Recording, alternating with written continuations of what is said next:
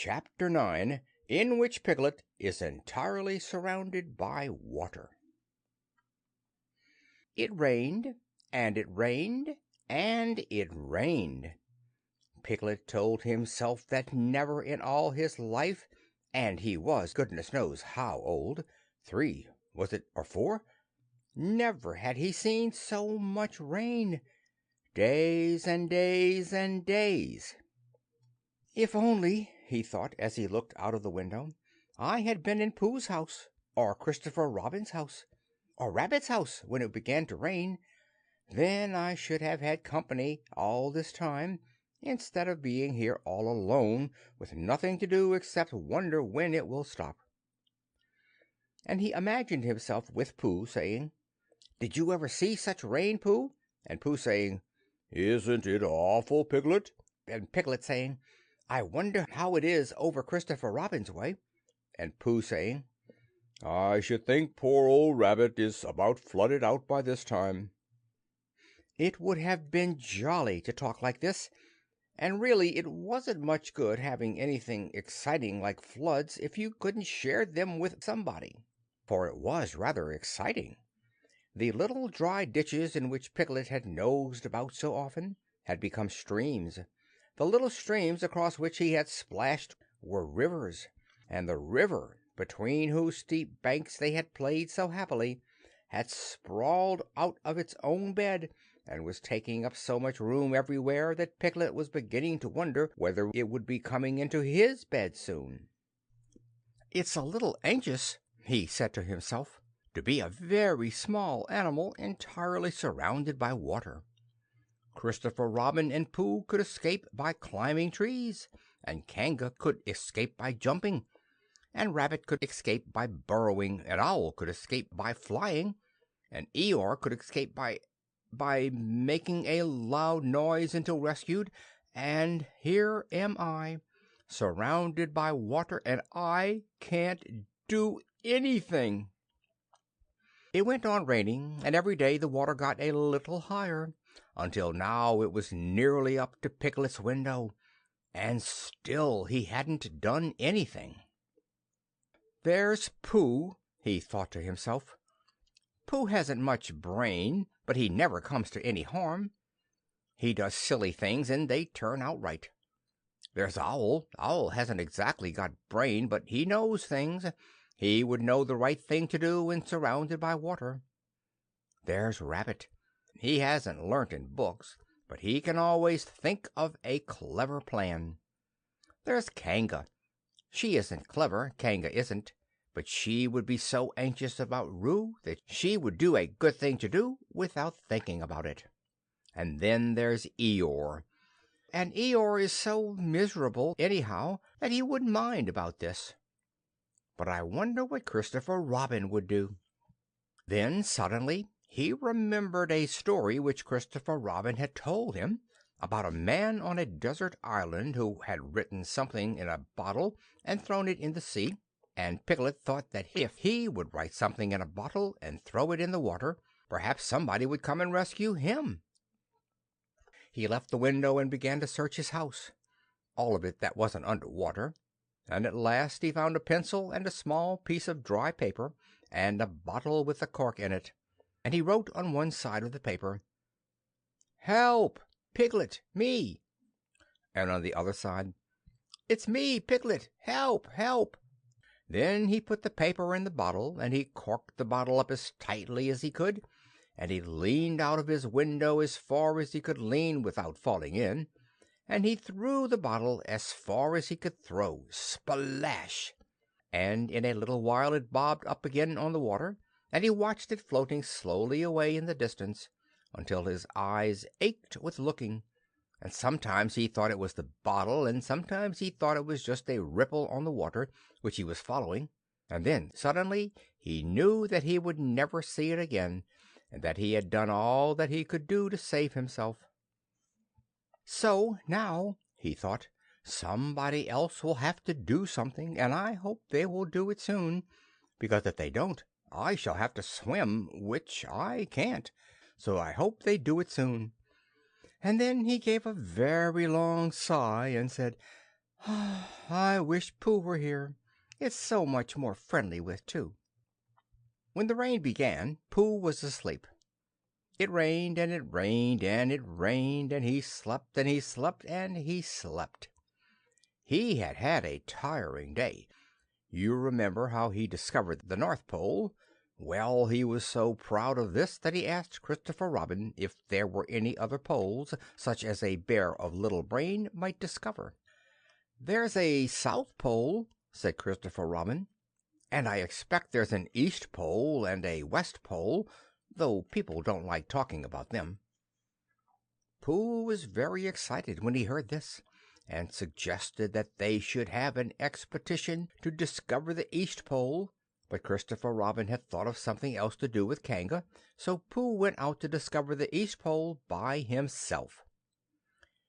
Whether he discovered it or not I forget, but he was so tired when he got home that in the very middle of his supper, after he had been eating for little more than half an hour, he fell fast asleep in his chair, and slept and slept and slept. Then suddenly he was dreaming. He was at the East Pole, and it was a very cold pole, with the coldest sort of snow and ice all over it. He had found a beehive to sleep in, but there wasn't room for his legs, so he had left them outside. And wild woozles, such as inhabit the East Pole, came and nibbled all the fur off his legs to make nests for their young. And the more they nibbled, the colder his legs got, until suddenly he woke up with an "Oh!" And there he was, sitting in his chair with his feet in the water and water all round him. He splashed to his door and looked out. "This is serious," said Pooh. "I must have an escape." So he took his largest pot of honey and escaped with it to a broad branch of his tree, well above the water. And then he climbed down again and escaped with another pot, and when the whole escape was finished, there was Pooh sitting on his branch, dangling his legs, and there beside him were 10 pots of honey. 2 days later there was Pooh sitting on his branch, dangling his legs, and there beside him were 4 pots of honey. 3 days later there was Pooh sitting on his branch, dangling his legs, and there beside him was 1 pot of honey. 4 days later there was Pooh, and it was the morning of the 4th day that Piglet's bottle came floating past him, and with one loud cry of "Honey!"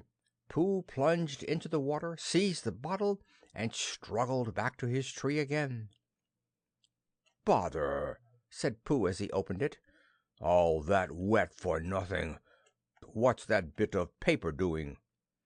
He took it out and looked at it. "It's a message," he said to himself. "That's what it is. And that letter is a P, and so is that, and so is that. And P means Pooh. So it's a very important message to me, and I can't read it. Oh, I must find Christopher Robin or Owl or Piglet, one of those clever readers who can read things, and they will tell me what this message means. Only I can't swim. Oh, bother!" Then he had an idea, and I think that for a bear of very little brain it was a good idea. He said to himself, "If a bottle can float, then a jar can float, and if a jar floats, I can sit on the top of it, if it's a very big jar." So he took his biggest jar and corked it up. "All boats have a name," he said, "so I shall call mine the Floating Bear." And with these words he dropped his boat into the water and jumped in after it. For a little while Pooh and the Floating Bear were uncertain as to which of them was meant to be on the top, but after trying 1 or 2 different positions they settled down with the Floating Bear underneath, and Pooh triumphantly astride it, paddling vigorously with his feet. Christopher Robin lived at the very top of the forest. It rained and it rained and it rained, but the water couldn't come up to his house. It was rather jolly to look down into the valleys and see the water all round him, but it rained so hard that he stayed indoors most of the time and thought about things. Every morning he went out with his umbrella and put a stick in the place where the water came up to, and every next morning he went out and couldn't see his stick any more. So he put another stick in the place where the water came up to, and then he walked home again. And each morning he had a shorter way to walk than he had had the morning before. On the morning of the 5th day he saw the water all round him, and he knew that for the first time in his life he was on a real island, which was very exciting. It was on this morning that Owl came flying over the water to say, "How do you do?" to his friend Christopher Robin. "I say, Owl," said Christopher Robin, "isn't this fun? I'm on an island." "The atmospheric conditions have been very unfavorable lately," said Owl. "The what?" "It has been raining," explained Owl. "Yes," said Christopher Robin, "it has. The flood level has reached an unprecedented height." "The who?" "There's a lot of water about," explained Owl. "Yes," said Christopher Robin, "there is. However, the prospects are rapidly becoming more favorable. At any moment—" "Have you seen Pooh?" "No. At any moment—" "I hope he's all right," said Christopher Robin. "I've been wondering about him. I expect Piglet's with him. Do you think they're all right, Owl?" "I expect so. You see, at any moment, do go and see Owl, because Pooh hasn't got very much brain, and he might do something silly, and I do love him so, Owl. Do you see, Owl?" "That's all right," said Owl. "I'll go back directly," and he flew off. In a little while he was back again. "Pooh isn't there," he said. "Not there?" "He's been there. He's been sitting on a branch of his tree outside his house with 9 pots of honey, but he isn't there now." "Oh, Pooh!" cried Christopher Robin. "Where are you?" "Here I am," said a growly voice behind him. "Pooh!" They rushed into each other's arms. "How did you get here, Pooh?" asked Christopher Robin, when he was ready to talk again. "On my boat," said Pooh proudly. "I had a very important message sent me in a bottle, and owing to having got some water in my eyes I couldn't read it, so I brought it to you. On my boat." With these proud words he gave Christopher Robin the message. "But it's from Piglet!" cried Christopher Robin when he had read it. "Isn't there anything about Pooh in it?" asked Bear, looking over his shoulder. Christopher Robin read the message aloud. "Oh, are those peas Piglets? I thought they were Poohs." "We must rescue him at once. I thought he was with you, Pooh. Owl, could you rescue him on your back?" "I don't think so," said Owl, after grave thought. "It is doubtful if the necessary dorsal muscles—" "Then would you fly to him at once and say that rescue is coming? And Pooh and I will think of a rescue and come as quick as ever we can. Oh, don't talk, Owl. Go on, quick." And still thinking of something to say, Owl flew off. "Now then, Pooh," said Christopher Robin, "where's your boat?" "I ought to say," explained Pooh as they walked down to the shore of the island, "that it isn't just an ordinary sort of boat. Sometimes it's a boat, and sometimes it's more of an accident. It all depends." "Depends on what?" "On whether I'm on the top of it or underneath it." "Oh, well, where is it?" "There," said Pooh, pointing proudly to the floating bear. It wasn't what Christopher Robin expected, and the more he looked at it, the more he thought what a brave and clever bear Pooh was. And the more Christopher Robin thought this, the more Pooh looked modestly down his nose and tried to pretend he wasn't. "But it's too small for two of us," said Christopher Robin sadly. "3 of us with Piglet."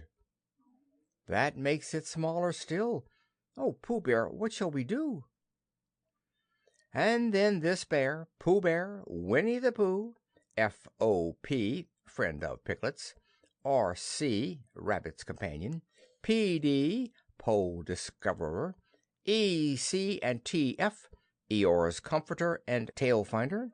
In fact, Pooh himself said something so clever that Christopher Robin could only look at him with mouth open and eyes staring, wondering if this was really the bear of very little brain whom he had known and loved so long. "We might go in your umbrella," said Pooh. "Huh?" "We might go in your umbrella," said Pooh. "Huh?" "We might go in your umbrella," said Pooh. Ah! For suddenly Christopher Robin saw that they might. He opened his umbrella and put it point downward in the water. It floated, but wobbled. Pooh got in. He was just beginning to say that it was all right now when he found that it wasn't, so after a short drink which he didn't really want, he waded back to Christopher Robin. Then they both got in together, and it wobbled no longer. "I shall call this boat the Brain of Pooh," said Christopher Robin. And the Brain of Pooh set sail forthwith in a southwesterly direction, revolving gracefully. You can imagine Piglet's joy when at last the ship came in sight of him. In after years he liked to think that he had been in very great danger during the terrible flood, but the only danger he had really been in was in the last half hour of his imprisonment, when Owl, who had just flown up, sat on a branch of his tree to comfort him, and told him a very long story about an ant who had once laid a seagull's egg by mistake. And the story went on, rather like this sentence, until Piglet, who was listening out of his window without much hope, went to sleep quietly and naturally, slipping slowly out of the window towards the water, until he was only hanging on by his toes, at which moment, luckily, a sudden loud squawk from Owl, which was really part of the story, being what his aunt said, woke the piglet up and just gave him time to jerk himself back into safety and say, "How interesting! And did she—" Well, you can imagine his joy when at last he saw the good ship Brain of Pooh, Captain C. Robin, First Mate P. Bear, coming over the sea to rescue him.